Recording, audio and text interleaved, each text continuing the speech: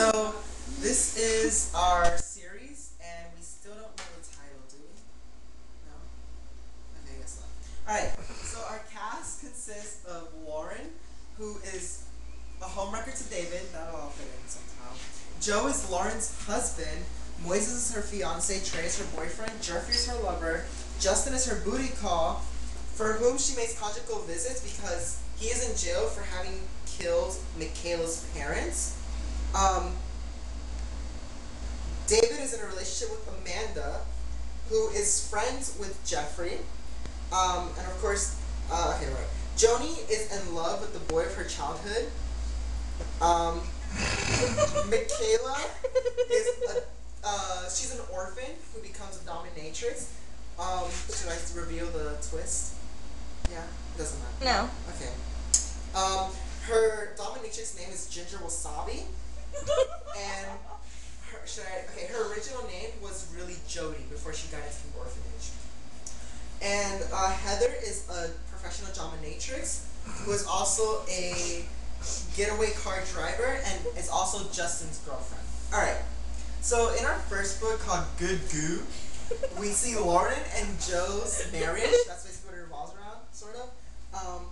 In the beginning at least. And they're thinking of adopting, so they go to the orphanage to get Michaela, for whom it is her last chance to get adopted before she gets kicked out.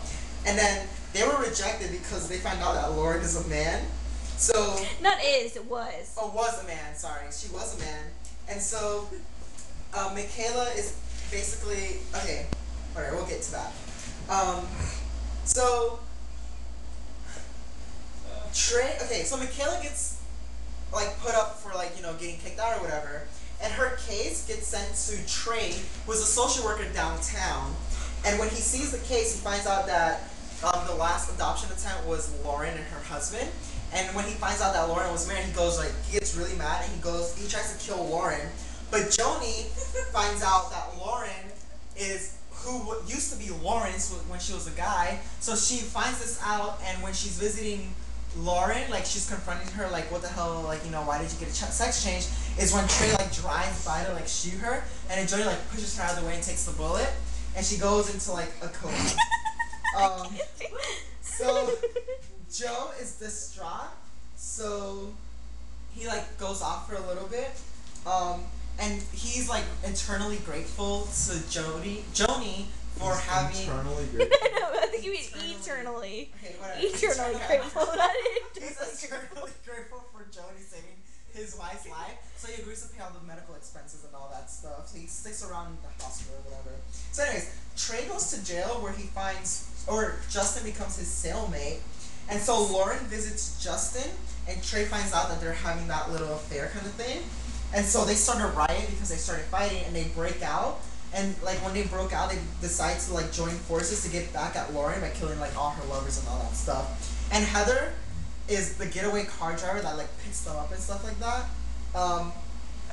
Okay. So anyways, the hospital does their research to reveal, because Joni has no family for some reason.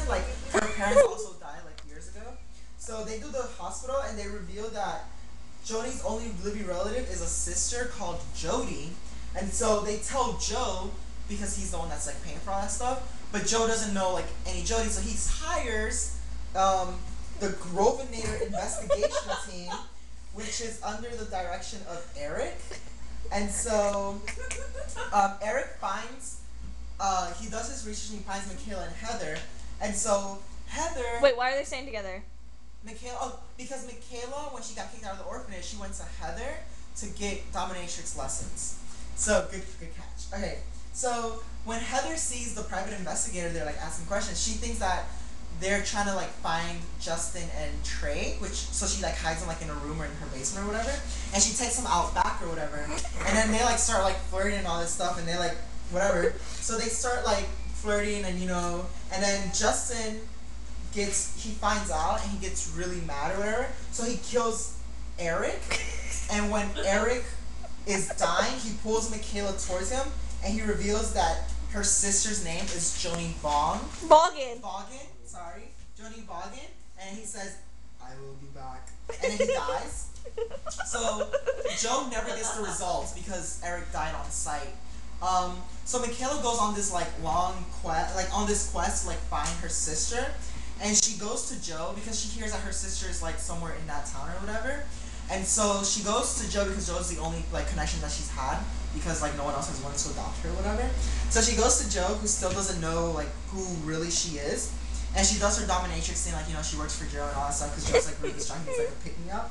So so Michaela goes off looking for Joni, and she finds her in the hospital, and she's like having this really emotional moment, like crying over the bed and like all this stuff. And then at that point, Joe walks in to the hospital room because he was like paying the bills or whatever. Like they came separately, and then he finds out that Michaela is really Jody, which is Joni's sister, because Justin killed Michaela's parents, which are also Joni's parents, which is why they're both orphans. Except Joni had a better life. She adopted. She was adopted early. So, that's about it. That's it for now. For now. Wait, let me see. Hold More on. tomorrow. Should I say the whole Amanda and David thing? Go for it. Okay, so another like little twist to it is Amanda is good friends with Jeffrey, as I said You earlier. didn't even say anything about Jeffrey. Yeah, I did. This way early. This is supposed to be book 2. So Amanda was friends with Jeffrey, and so David got a little suspicious, so he went to Lauren to talk about it, and Lauren was like, well, Jeffrey's my lover, so Amanda's probably like scamming on you with him. So she convinces David to have an affair with him, or whatever. With me. With Lauren. So Lauren tricks David to have an affair with her, basically. When was and this then, decided? and then Before you that's got in about here. where it is. And more tomorrow. And more. We're gonna have a upload every day. Yeah. The Oh, end. are we, okay.